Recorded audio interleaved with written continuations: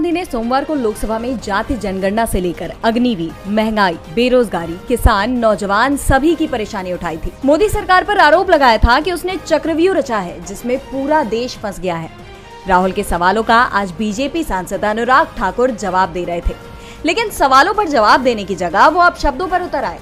लोकसभा के अंदर उन्होंने बेहद आपत्तिजनक बयान दिया। सर, मैंने कहा था कि जिसको जात का पता नहीं वो गन्ना की बात करता है। मैंने नाम किसी का नहीं लिया था। अनुराग ठाकुर ने राहुल गांधी पर निजी टिप्पणी कर संसद की गरिमा को गिराने का काम किया और सत्ता पक्ष के लोग इस पर ठहाके लगा दिए। ठाकुर के बयान पर नेता प्रतिपक्ष राहुल गांधी ने भी तीखा पलटवार किया और साफ कर दिया कि वो बीजेपी सांसद से माफी की मांग नहीं करेंगे।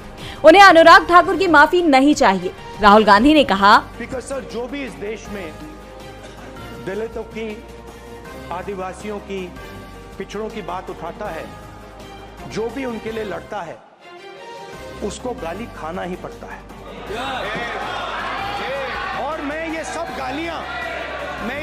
गालियां खुशी से खाऊंगा, क्योंकि महाभारत की बात हुई तो महाभारत में अर्जुन को सिर्फ मच्छी की आंख दिख रही थी, उसी प्रकार मुझे सिर्फ मच्छी की आंख दिख रही है। जाति जनगणना हम करा के दिखाएंगे। खत्म। आपको जितनी गाली देनी है आप दीजिए, हम खुशी से लेंगे। धन्यवाद। राहुल ने साफ कर दिया कि वो SC, ST, OBC के हक की लड़ाई पूरी ताकत से लड़ेंगे। सरकार कुछ भी कर ले, लेकिन वो झुकेंगे नहीं। राहुल ने तीखे तेवर दिखाए तो सपा चीफ अखिलेश यादव का भी उन्हें साथ मिला। अखिलेश ने कहा, इनसे ये पूछना चाहता हूँ, आपने जाति कैसे पूछ ली, ये बताइए बस। आप जाति कैसे पूछ सकते हैं? आप बताएं, जाति कैसे पूछ सकते हैं? आप पूछ के दिखाओ जाति को। आप जाति कैसे पूछोगे? तुम कैसे पूछोगे जाति? इस मामले को लेकर इंडिया गठबंधन के तेवर बेहद तीखे दिखाई दे रहे हैं तो पूरी मोदी सरकार मुश्किल में दिख रही है। अनुराग ठाकुर पर माफी मांगने का दबाव बढ़ता दिखाई दे रहा है, लेकिन राहुल गांधी ने साफ कर दिया है कि माफी नहीं, हक चाहिए। में भूस्खलन से भारी तबाही मच गई है। मंगलवार रात करीब 3:30 बजे केरल के 4 अलग अलग जगहों पर लैंडस्लाइड की घटना हुई। सुबह होते होते ये खबर पूरे देश में फैल गई। इस भूस्खलन में 4 गांव मुंडकई, चूरलमाला, अट्टामाला और नूलपुझा बह गए। जिन लोगों की जाने गई, शाम तक उनका आंकड़ा 100 के पार तक पहुंच गया है, जबकि 400 से ज्यादा लोग अभी तक लापता हैं। बचाव कार्य के लिए सिविल फोर्स, NDRF और स्थानीय टीम के करीब 250 से अधिक जवान प्रभावितों को बचाने के काम में जुटे हुए हैं। वहीं दिन में ये मुद्दा संसद में भी उठा।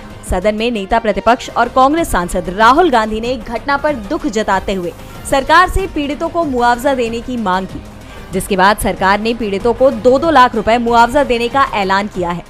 बता दें कि केरल सरकार ने इस घटना की गंभीरता को देखते हुए राज्य में 30 और 31 जुलाई को 2 दिवसीय राजकीय शोक का ऐलान किया है। बताते चले कि बुधवार यानी 31 जुलाई को नेता प्रतिपक्ष राहुल गांधी और कांग्रेस महासचिव प्रियंका गांधी वायनाड दौरे पर जाने वाले हैं। दोनों नेता वायनाड जाकर घटना का जायजा लेकर पीड़ितों का हाल जानेंगे और प्रभावित लोगों के परिवार से भी मुलाकात करेंगे। फिर दिल्ली में इंडिया गठबंधन एक साथ एक मंच पर दिखा। महाराष्ट्र से लेकर यूपी के दिग्गज नेताओं ने एक साथ आकर सीएम केजरीवाल की गिरफ्तारी के विरोध में जंतर मंतर पर प्रदर्शन किया। इस दौरान कांग्रेस सांसद गौरव गोगोई ने मोदी सरकार पर हमला बोलते हुए कहा, बीजेपी और नरेंद्र मोदी की सरकार अगर इस भ्रम में है कि वो पुलिस और जांच एजेंसियों के दुरुपयोग से विपक्ष के नेताओं को डरा सकते हैं, तो वो गलतफहमी में है। इंडिया गठबंधन मोदी सरकार से नहीं डरता। गोगोई ने कहा कि केंद्र में इस समय एक कमजोर सरकार है और ये सरकार ज्यादा दिनों तक नहीं चलेगी। साल भर के अंदर मोदी सरकार गिर जाएगी। प्रदर्शन में सपा चीफ अखिलेश यादव ने कहा कि अगर हम सत्ता में आए तो किसी पर भी झूठा आरोप नहीं लगाया जाएगा। इस दौरान सुनीता केजरीवाल ने कहा कि बीजेपी उनके पति के खिलाफ साजिश रच रही है। उन्होंने शुगर रीडर दिखाते हुए कहा, अरविंद जी के हाथ पर एक सेंसर लगा हुआ है। इस रीडर में ग्राफ बनता है और पूरे दिन का ग्राफ बन जाता है। पूरे दिन में 70 से नीचे जाती है तो घबराहट होती है, पसीना आता है। जेल में उनकी लगातार शुगर डाउन हो रही है, 5 बार 50 से नीचे गई है। ईश्वर का लाख लाख शुक्र है कि कोई अनहोनी नहीं हुई है। इनका एक ही मकसद है, दिल्ली के लोगों का काम रुकवाना। बीजेपी की राजनीति नफरत की राजनीति है। मुझे आशा है कि आप लोग साथ देंगे।